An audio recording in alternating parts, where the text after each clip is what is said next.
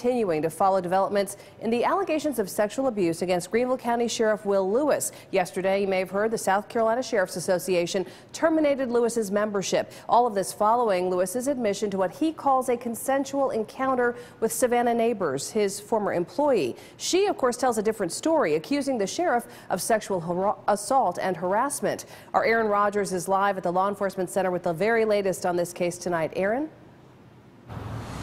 Well, Amy, you may remember earlier this month, attorneys for Will Lewis filed a motion to dismiss the lawsuit against him. Well, today, attorneys for Savannah Neighbors responded to that motion, asking for it to be denied, at the same time dropping part of the complaint against him. Now, this all comes just one day after the Sheriff's Association revoked Sheriff Will Lewis's membership.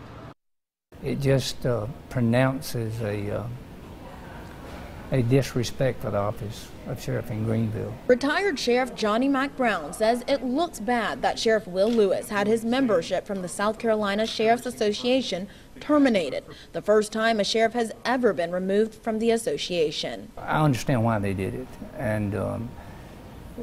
and it's part of the bylaws now. Sheriff Brown told me the association gave themselves the ability to terminate membership in 2015 after Richland County Sheriff James Metz was indicted. But here's a long-term sheriff who spent 40 years in the office is now misbehaving, and we need to look at how that affects the office of sheriff. By not being a member, the sheriff will miss out on training and other association events. They have trainers come in from the academy and other places and teach courses that are creditable to their recertification. While the sheriff has completed his training for this year, for following years, he would have to do training through the National Association or another outlet.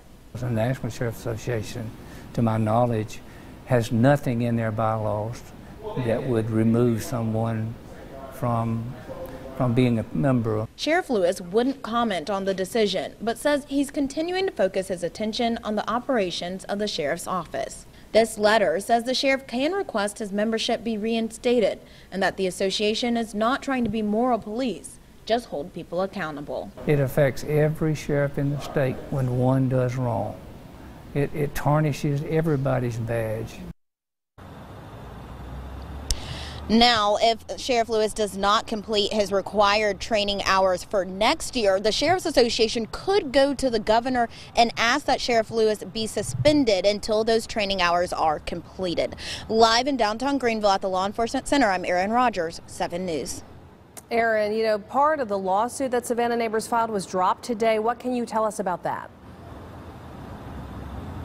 Yeah, Amy, so in that lawsuit, the attorneys dropped the part where Savannah Neighbors claimed that the sheriff violated her Fourth Amendment right when she alleged that he drugged her. So that part of the complaint, they said after consideration, they did drop it. Amy?